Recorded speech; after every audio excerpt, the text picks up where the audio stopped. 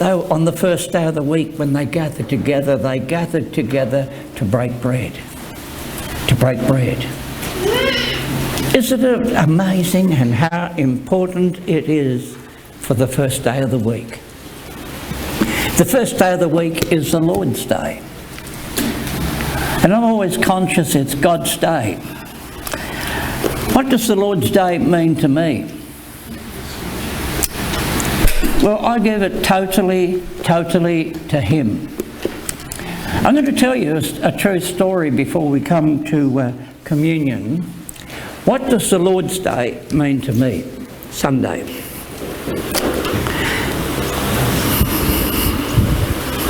Over 40 years ago, I was the captain of an A-grade cricket team.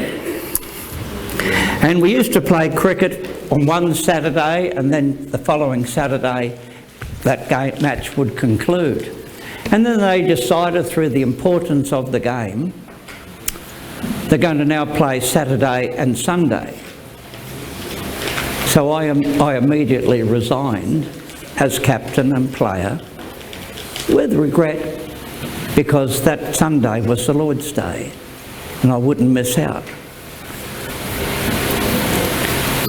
on it there. And then when I was working in Orange in New South Wales, I was in the workforce. I had a church there, and my boss said to me, and I worked on the finance floor plan of a motor dealer, and he's running into millions of dollars even then with all the stock he had, and to keep the floor plan going or stop bankruptcy of the business. And then the boss and I would have to sign people up for contracts. And then the boss decided, now I'm going to open up Sunday mornings. And he said to me, well, I want you'll be there, won't you, Sunday morning? I said, no, boss. You know the story, you know the rules, and you know who I am and what I do. He said, well, if you don't turn up on Sunday morning, don't bother coming in Monday morning. So what happened? The Sunday passed by. I went in the Monday morning, and when I walked there and I walked in, and I'm cleaning up my office and I'm getting all my literature and putting it away in a box. And he said to me, what are you doing? I said, I'm cleaning my box up. And he said, no. He said, don't, put it back. I said, why? But you told me if I don't turn up Sunday, I've lost my job.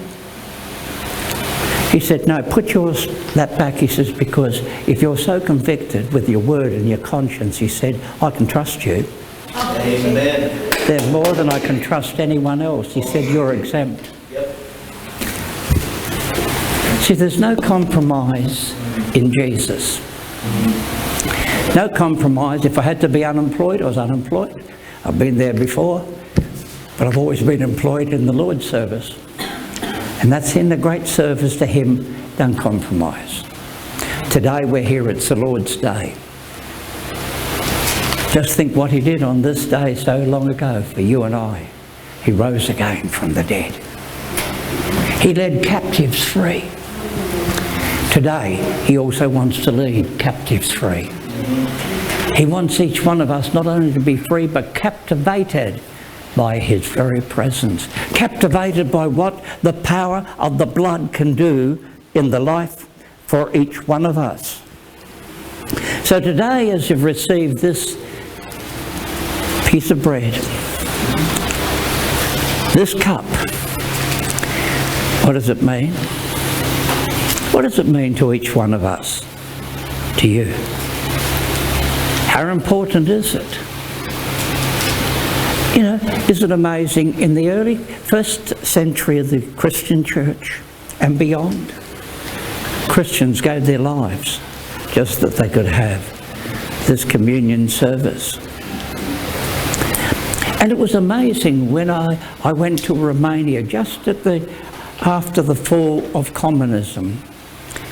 And some of the churches I visited, the underground churches that were operating in those days, they still would go there on Sunday irrespective, and they were at a cost. And it could have cost them all. Is that right, Elena? You went there because your fear of the Lord was greater than the fear of man. Yes.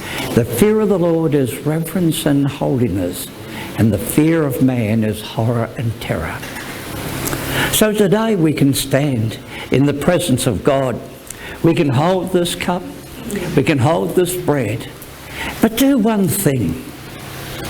Jesus said through Paul the Apostle, "But let a man and a woman examine themselves, and to see if they are worthy to eat and drink. For he who eats and drinks unworthily of me is not worthy of me. For this cause many sleep and have premature death." I believe that when that fear comes back, there's also the warning. The warning. Where compromise has been running riot in the Christian church, we're now being called to stand up for Jesus. So as we hold these emblems in our hand, this morsel of bread, just imagine for a moment, this is his body that was broken for you. Not the person around you, you right now. It's a personal commitment and a personal acceptance of your relationship with him, and it cements inside of us his love for you. Let us eat this bread in remembrance of him.